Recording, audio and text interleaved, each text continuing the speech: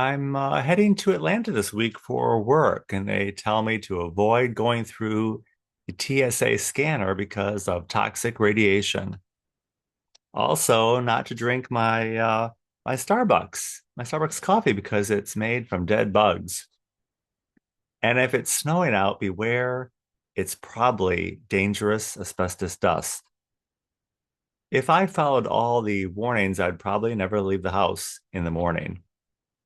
We all have some level of anxiety.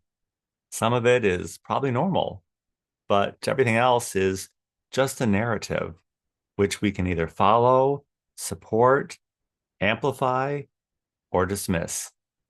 It's all about exercising our options. As we move into 2025, it's a welcome narrative because it's an opportunity to see things differently, accept what it is, and then make a difference. Welcome. Welcome to Illinois Bridging Awareness. I'm Stanley Smith. We've been following a lot of narratives, and we still do in the text and signal channels. And we've seen the needle slowly move.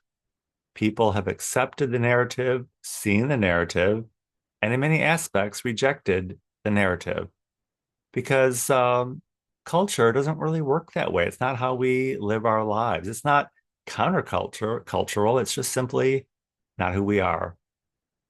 We're not actively trying to put out something or perpetrate a narrative over somebody else or put one over on another person for personal gain. We're just trying to live our lives.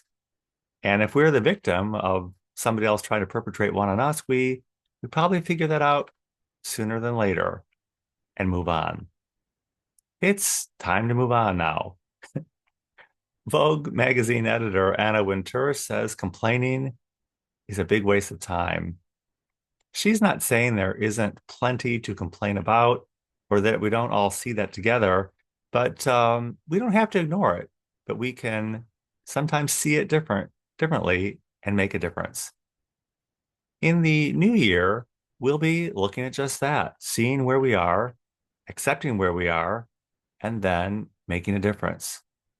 Part of this requires us to rediscover our imagination, not our pre-programmed imagination or idea of being creative, but using the imagination given to us by God, our God-given imagination to see beyond our wildest imagination.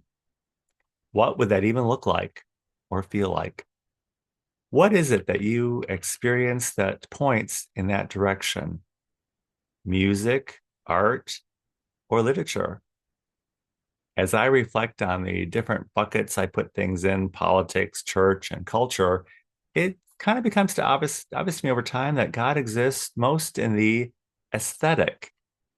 We could probably lump religion, politics, and culture in one bucket because they're all about crafting a narrative to frame cultural norms and provide structure. Nothing wrong with that. But there's more to life than that. We're a more to that kind of people. The new year is a time to reorganize, see things new, and come up with a new formula to get us where we want to go. The first step is tapping into the imagination of where that is. If we can do that, then we're halfway there without even trying. If you'd like to join us at Illinois Bridging Awareness, the Saturday call is every Saturday at 9 a.m. Central Time on Zoom.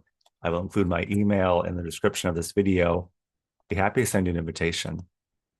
And I look forward to seeing you very, very soon.